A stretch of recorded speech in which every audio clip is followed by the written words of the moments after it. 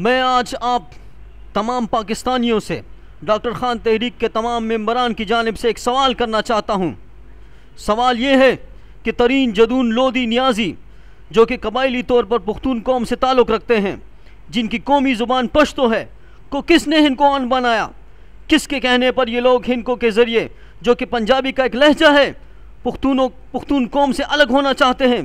किसके कहने पर ये लोग पुख्तूनों की ज़मीन वसाइल और पुख्तूनों को और ज़्यादा तकसीम कर रहे हैं?